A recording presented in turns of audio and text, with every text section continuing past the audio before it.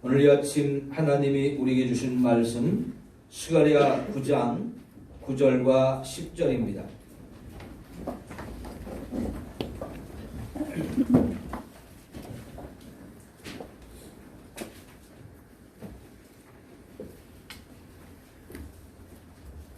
제가 한 절, 여러분 한 절 교독합니다. 시온에 따라 크게 기뻐할지어다. 예루살렘에 따라 즐거이 부를지어다. 보라, 내 왕이 내게 임하시나니 그는 공의로우시며 구원을 베푸시며 겸손하여서 나귀를 타시나니 나귀의 작은 것 곧 나귀 새끼니라.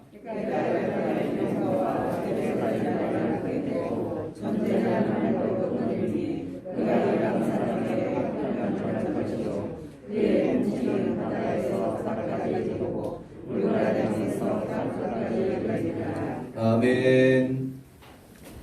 우리 이건희 지휘자님이 오늘 특송을 준비하셨습니다. 하나님께 영광을 돌립니다.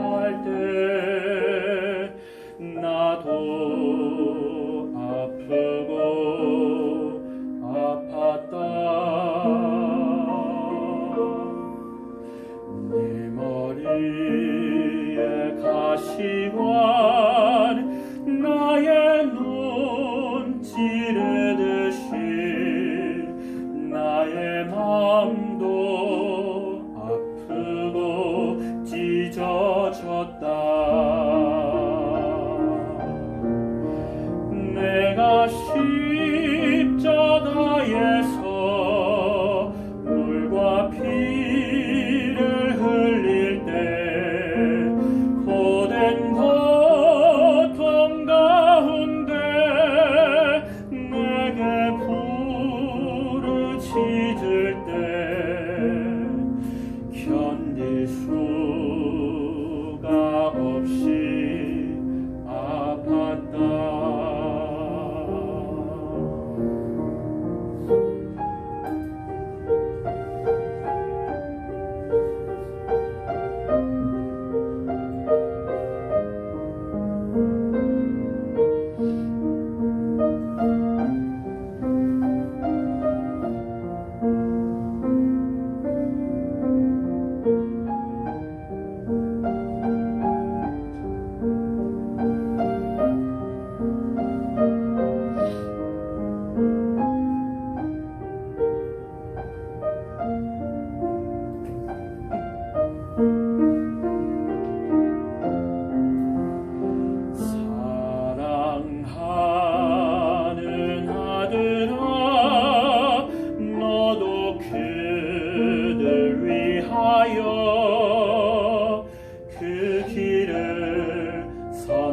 선택한 것 아니냐.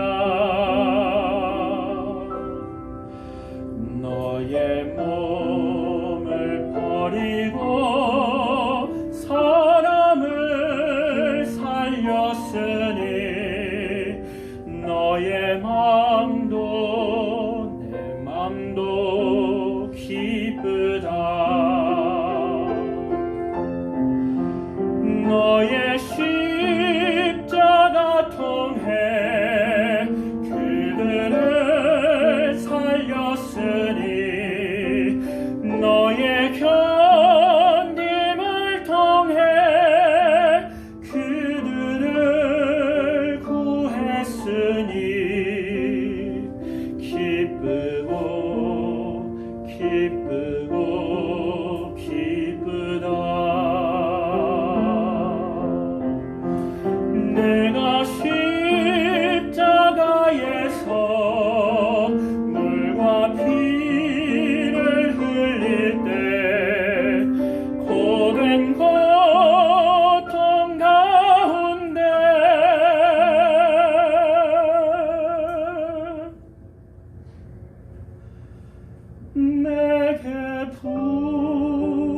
찢을 때 견딜 수가 없이 아팠다. 기쁘고 기쁘다.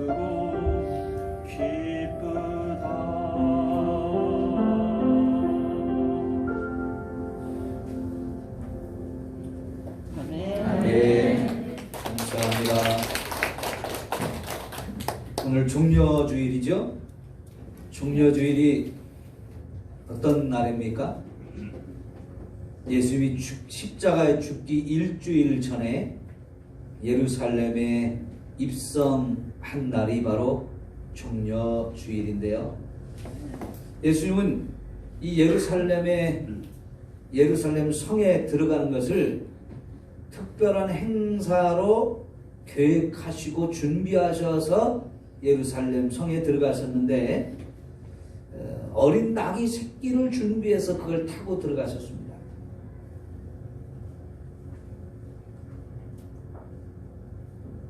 사실 예수님께서 예루살렘 성에 그렇게 낙이 새끼를 타고 들어간 것은 자신이 왕이라고 하는 것을 드러내기 위한 행사였습니다.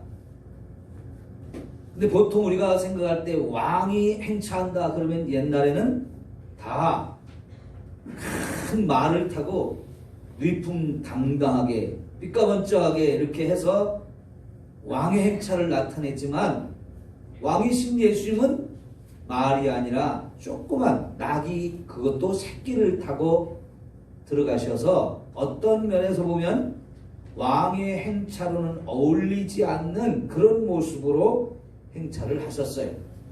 그리고 왕이 이렇게 행차를 하면 미리 관리들이 나가서 백성들을 다 모아가지고 왕을 막 환영하게 만드는 그런 대규모 행사가 벌어지는데 사실 예수님은 왕으로 행차하시면서 그냥 낙이 새끼 한 마리만 준비하게 하고 다른 그 어떤 준비도 하지 않았어요. 특별히 예수님이 그 성에 들어갈 때 자기를 환영하는 사람들을 미리 모집해가지고 막 환영하라고 이렇게 준비된 일을 하지 않았어요.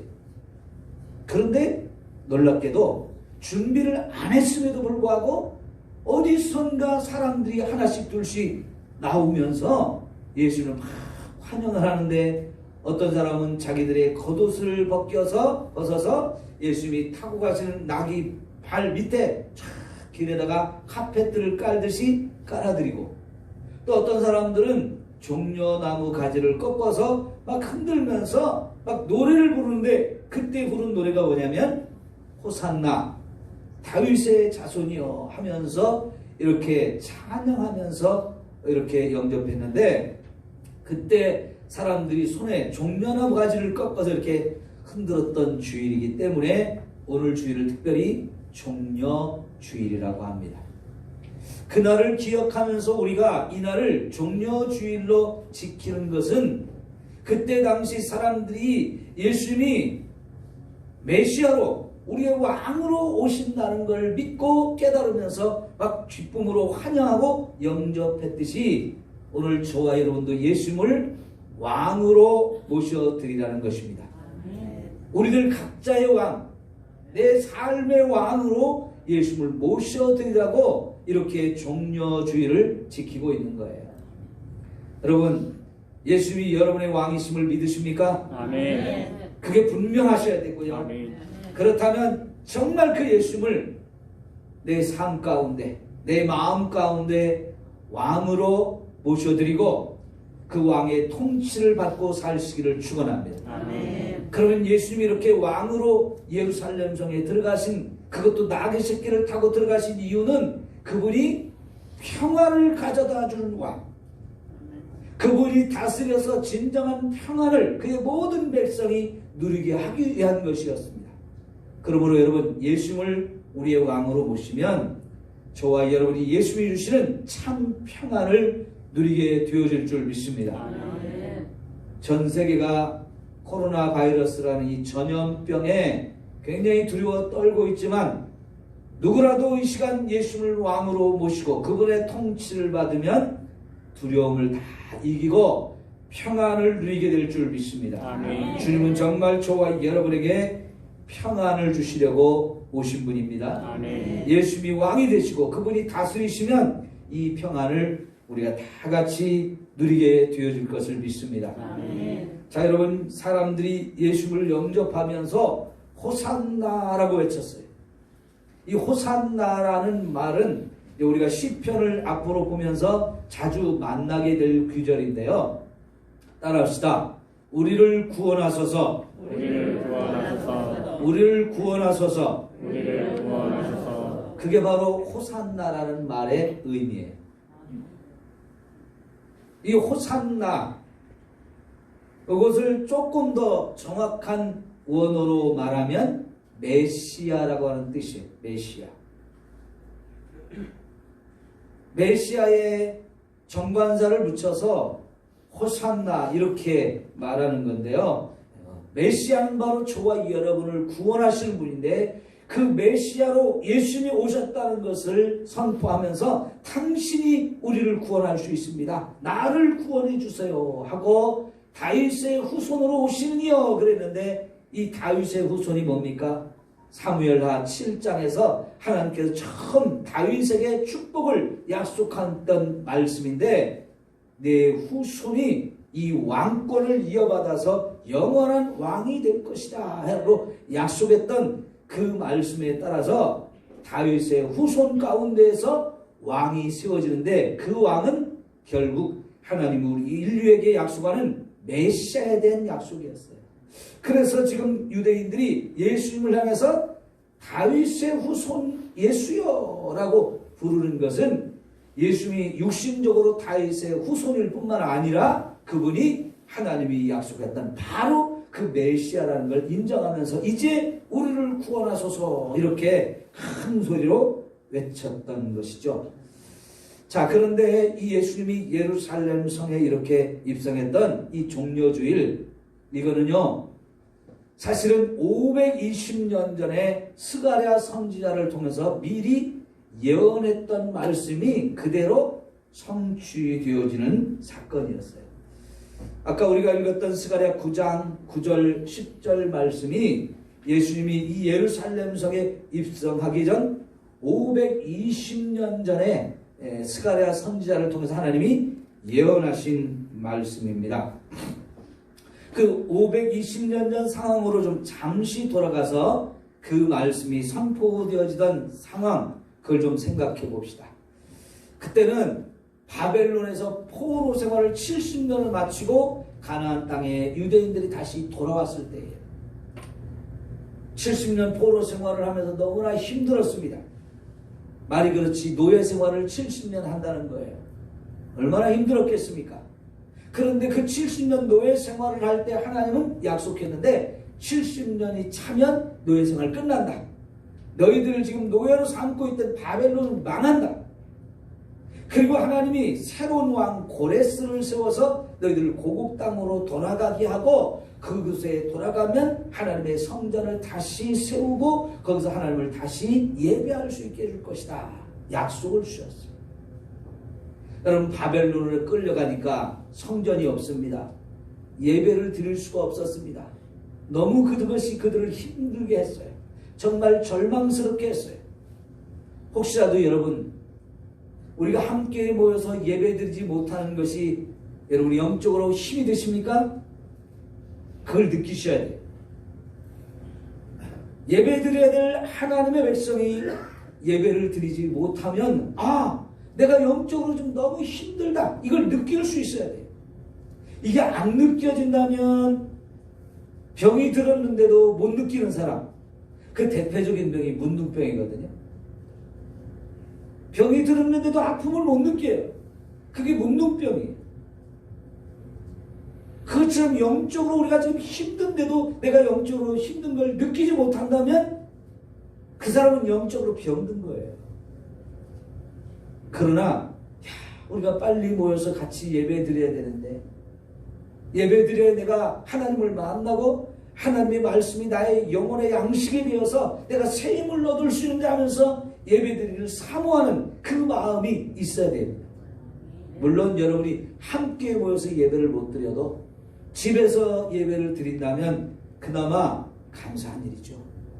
다행스러운 일이죠. 그렇게 하면서 지금 영적 생활, 경건한 생활을 계속 유지하고 하나님을 만나고 하나님 말씀을 먹으면서 이렇게 살아야 되는데 사실 유대인들 70년 동안 그것을 제대로 할 수가 없었어요.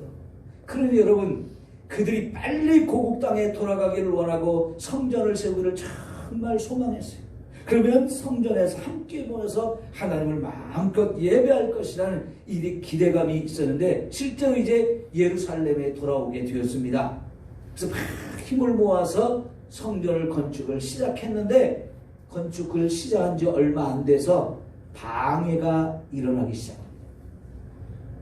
바벨론에 끌려가지 않고 여기 남아있던 사람들이 있었는데 사실 그들이 남아있는 것으로 유대인으로 계속 믿음을 유지했느냐? 그러지 못하고요.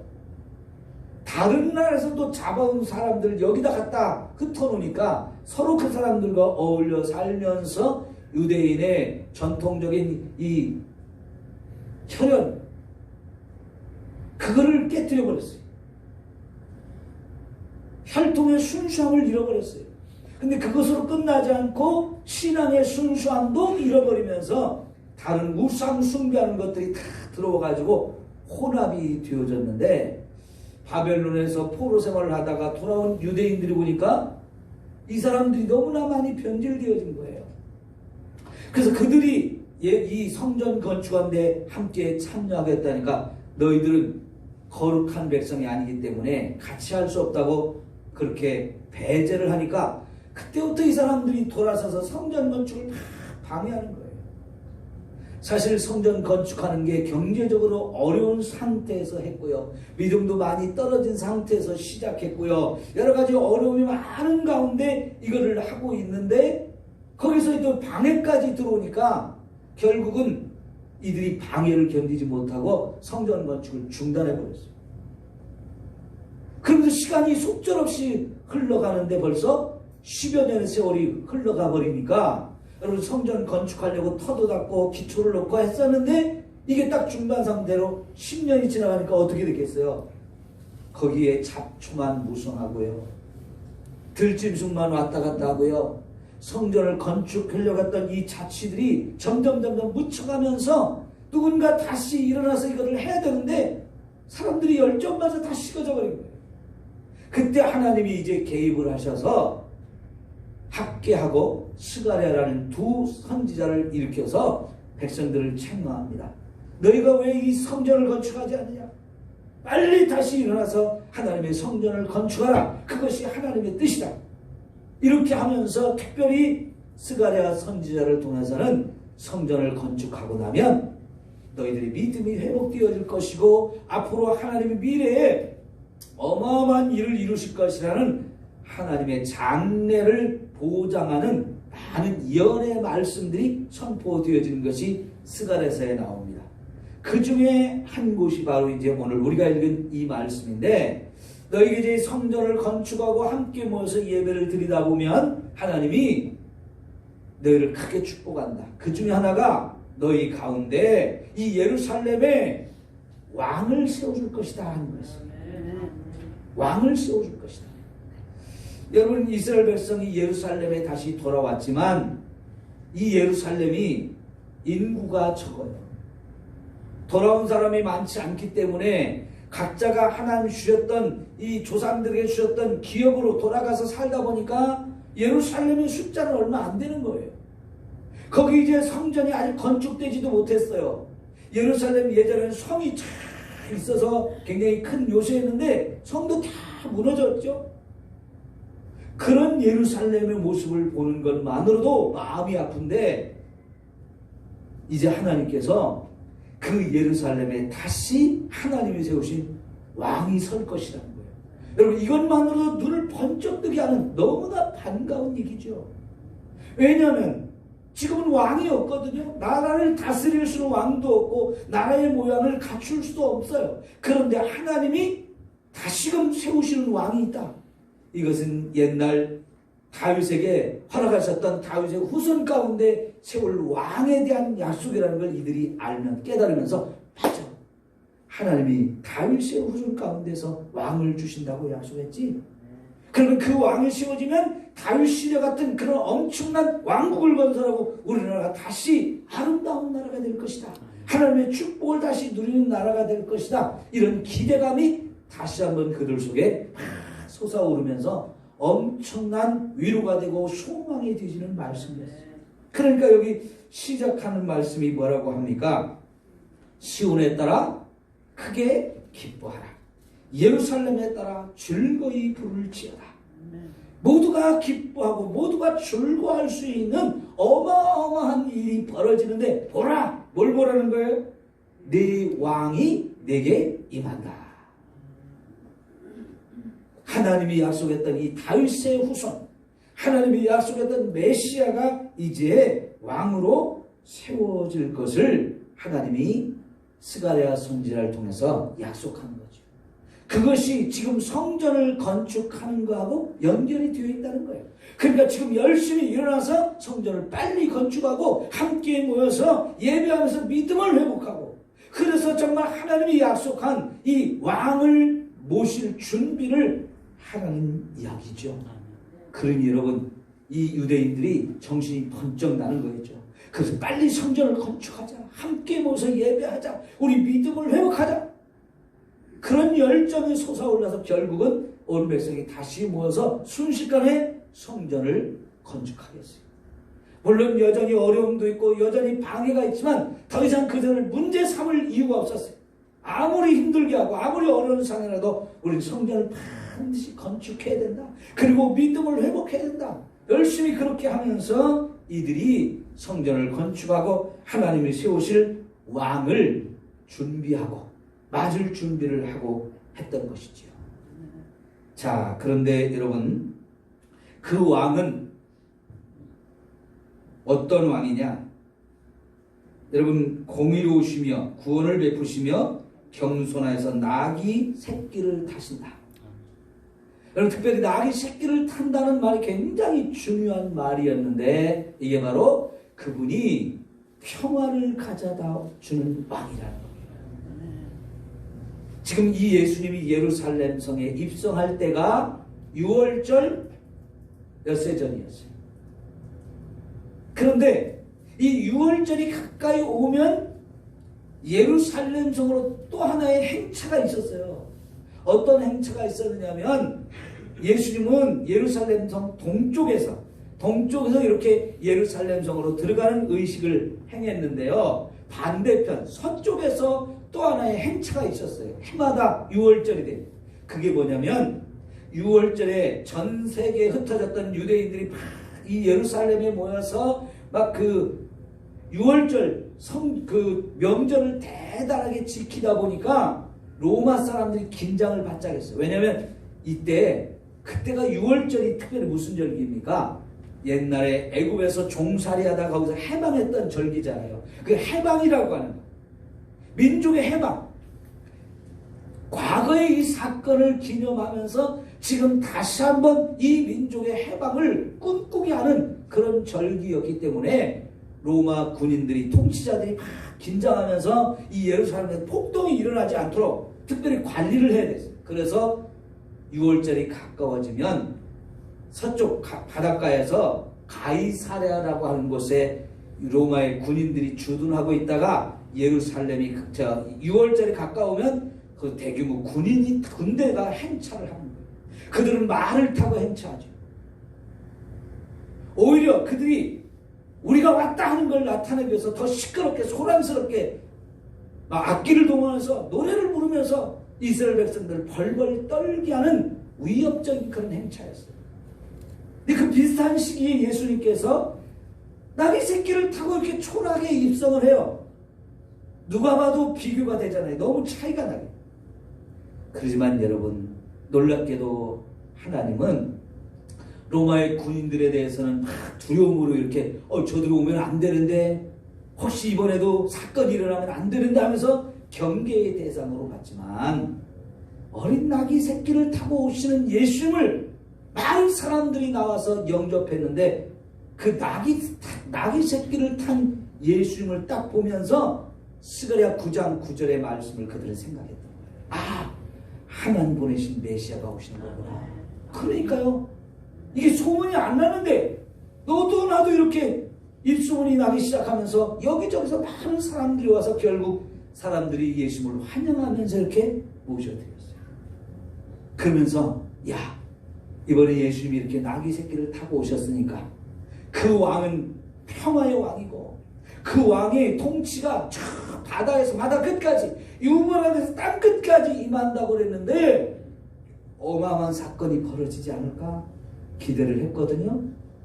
근데 여러분, 그들이 기대한 거와는 이상하게 다른 방향으로 뭔가 진행이 되어지는데 결국 나귀 새끼를 탔던 예수님이 어떻게 됐어요? 6일 후에 십자가에 못이 박혀 돌아가신 거예요. 막 기대가 불었던 사람들이 순간적으로 이거 뭐야? 우리가 막 환영했던 그분이 아닌가?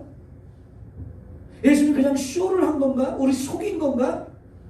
이런 생각이 들면서 또 한 번 낙심하고 절망하는 상황이 왔을 거예요.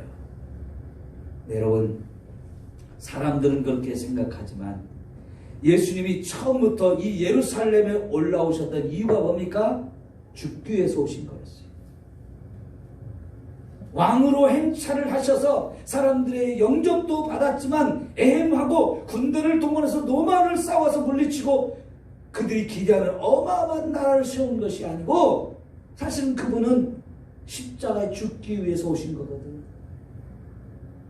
그 사람들이 기대하는 것과 너무나 다른 거지만 사실 예수님이 그렇게 하시는 이유는 예수님이 저와 여러분의 모든 죄를 짊어지고 우리의 모든 죄를 용서해서 우리를 거룩한 사람으로 만들고 우리를 통해서 하나님 나라를 세우는 것, 거기에 예수님의 목표가 있었던 거예요. 그걸 통해서 참된 평화를 저와 여러분에게 가져다 주는 거였어요. 여러분, 만일 예수님이 사람들이 기대하는 것처럼 군대를 동원하고 그래서 로마와 싸워서 로마를 물리치고 유대라고 하는 나라를 크게 세웠다고 합시다. 그러면 평화가 이루어질까요? 예수님이 잡혀가려고 할 때 베드로가 칼을 빼가지고 예수님 잡으러 온 사람을 귀를 잘랐을 때 예수님 뭐라고 그랬어요? 칼로 일어난 자는 칼로 망한다. 칼로 뭔가를 이루어내면 그 사람 또한 칼을 통해서 망한다는 거예요. 그럼 칼은 전쟁을 의미하거든요. 싸워서 전쟁을 통해서 무엇을 이루었고 어떤 큰 나라를 세웠다고 합시다. 그 나라가 얼마나 갈까요? 예수님은 그런 나라를 세웠다 하지만 그럼 그 나라가 얼마나 오래 가겠습니까?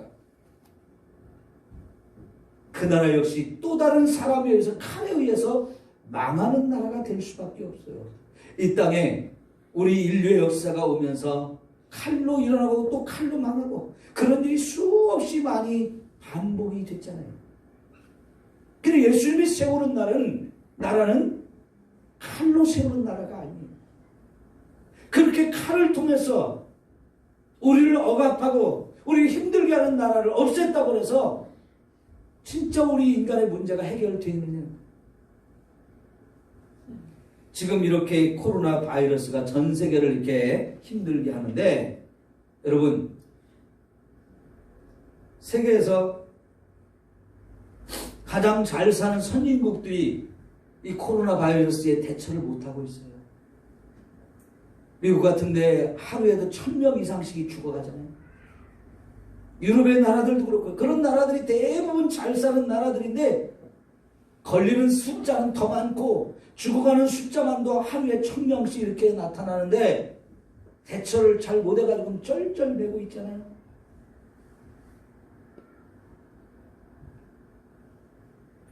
인간의 문제를 인간이 해결할 수 있으면 얼마나 좋겠습니까? 전쟁이라고 선포하면서 지금 이 코로나 바이러스하고 싸우려고 하는데 이름이 보이지 않거든요. 보이지 않는 지극히 작은 바이러스라고 하는 것, 우리말로는 설명이 안 되는 게 바이러스잖아요. 그 우리말에 그런 의미가 없기 때문에 그냥 외국어로 그대로 사용해서 바이러스라고 해요. 우리 감이 안 잡히죠. 도대체 그게 뭔데? 근데 사람이 걸리면 꼼짝 못하고 죽기도 하고 이거와 싸워서 이기려고 전쟁을 선포하고 국가적으로 대항을 하지만 선진국들이 지금 절절매고 있어요. 이 문제가 해결되면 괜찮을까요? 분명히 시간이 흘러가면 백신도 만들어지겠죠? 백신이 뭡니까? 치료하는 약이에요. 예방약도 만들 거예요. 그런데 이상하게 바이러스라는 놈은 자꾸 변형이 돼요. 그대로 있는 게 아니고 이놈이 또 자꾸 변형이 돼가지고 또 새로운 증상, 새로운 모습으로 또 나타나가지고 자꾸 이렇게 전염병을 일으키는데 우리가 그걸 대처하기가 너무 힘든 거예요. 전염병만의 문제가 아니죠. 인간에게는 수없이 많은 문제가 있어요. 하나 해결하고 나면 또 다른 문제가 생기고 하나 해결하고 나면 또 다른 문제가 생깁니다.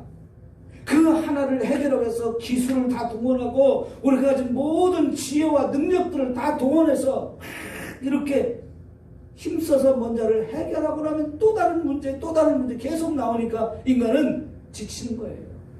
거기서 우리의 힘이 이렇게 연약하구나, 우리의 힘만 갖고는 안 되는구나 하는 걸 깨닫게 되는데 결국 이 모든 인간의 삶의 문제는 어디서부터 시작됐느냐? 죄로부터 시작됐잖아요.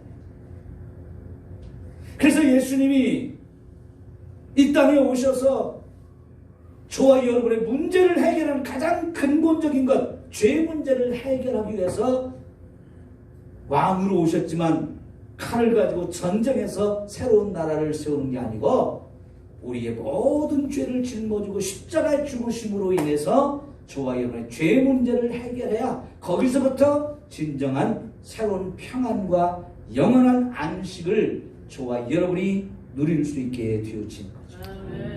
그래서 예수님이 칼을 들고 일어나서 로마를 물리친 게 아니에요. 여러분, 시간이 지나서 로마는 망했습니다. 또 다른 나라들이 세워졌지만 로마를 물리치고 또 다른 나라 세워진 나라들이 세계를 더 아름다운 나라로 만들었느냐? 그렇지 않아요.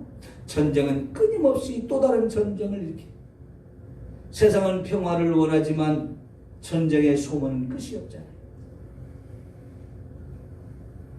그래서 예수님이 우리의 가장 근본적인 죄 문제를 해결해서 저와 여러분을 다스리는 평화의 왕이 되어서 진정으로 그분이 다스리는 나라에서 평안을 누리게 해주시는 것, 이걸 위해서 예수님이 오신 거예요. 오늘 우리 종려주일은 그 예수님이 나를 구원하기 위해서 오신 하나님의 아들이고 그 하나님의 아들을 나의 왕으로 나의 주인으로 모실 때 이 영원한 평화와 안식을 누릴 수 있다 하는 것입니다. 그 예수를 통해서 주어지는 이 은혜는 결국은 십자가가 아니면 절대로 주어질 수 없는 거예요. 예수님이 십자가에 죽으면서 저와 여러분의 모든 죄를 짊어지셨죠. 그리고 하나님이 이 죄에 대해서 저와 여러분에게 내릴 심판, 형벌, 이 모든 걸 예수님에게 다 쏟아부어서 예수님이 대신 다 받아주셨기 때문에 저와 여러분의 죄 문제를 해결하고 우리의 고통스러운 모든 문제를 다 해결해서 저와 여러분으로 하여금 하늘의 평안, 하늘의 안식을 누리게 해주시는 것입니다. 그러므로 여러분, 그 예수님을 오늘 다시 한번 나의 왕 되심을 믿으십시오. 그 예수님 앞에 저와 여러분의 모든 죄를 또 다 내려놓고 그래서 그분이 용서하시는 이 죄 사함의 은혜를 받고 그래서 예수님의 다스리는 하나님 나라 백성으로 내가 살겠다. 다시 한번 다짐하십시오. 그래서 정말 예수님 안에서 이 참 평안과 은혜를 누리다가 진짜 영원한 천국에 들어가서 이 영원한 안식을 영원히 누리며 사는 저와 여러분 모두가 되기를 축원합니다. 기도합니다. 좋으신 우리 하나님 아버지, 하나님의 아들 예수님을 이 땅에 보내주심을 감사합니다. 이제 그 예수님이 520년 전에 약속했던 그 약속을 성취하기 위해서 예루살렘 성에 나귀를 타고 입성했습니다. 놀랍게도 그 소문을 들은 여러 사람들이 나와서 종려나무 가지를 꺾어 흔들고 자신의 겉옷을 벗어 그 길에 깔아드리면서 예수님을 맞아들이고 환영하면서 호산나 호산나 찬양했습니다. 하나님, 오늘도 우리도 그렇게 예수님을 영접하게 하옵소서. 하나님 보내신 만왕의 왕, 우리를 구원하러 오신 메시아, 그 예수님을 나의 왕으로, 나의 주인으로 모시고 나를 구원해달라고 예수님께 우리의 기도를 올려드리므로 우리가 구원을 받고 죄의 사함을 받고 하나님 주신 이 참 평안을 누릴 수 있게 하여 주옵소서. 온 세계가 지금 전염병 안에 신음하고 두려워 떨고 있습니다. 오 주여, 우리가 기도합니다. 이 땅에서 이 전염병을 속히 소멸시켜 주옵소서. 이 전염병을 통해서 우리 모든 사람들이 함께 깨닫고 그동안 하나님부터 멀어졌던 자들이 하나님께 돌아오게 하여 주시옵소서. 하나님을 대적하는 자들이 변해서 하나님을 영접하고 하나님 앞에 무릎 꿇는 자가 되게 하옵소서. 하나님 앞에 더러운 죄를 지며 부끄럽게 살던 모든 사람들이 이 죄를 떠나서 이제 말씀에 순종하며 의로움으로 거룩함으로 살게 하여 주옵소서. 좋으신 우리 하나님 아버지, 오늘 이 놀라운 은혜를 우리 다시 한번 누리기를 소망합니다. 내 마음속에, 내 삶 속에 예수여 왕으로 오시옵소서. 내 모든 죄를 씻어주시옵소서. 그래서 주님이신 평안이 내 삶 속에 임하게 하시고 내 심령에 임하게 하여 주옵소서. 예수님의 이름으로 기도하옵나이다. 아멘. 찬송가 141장을 부릅니다.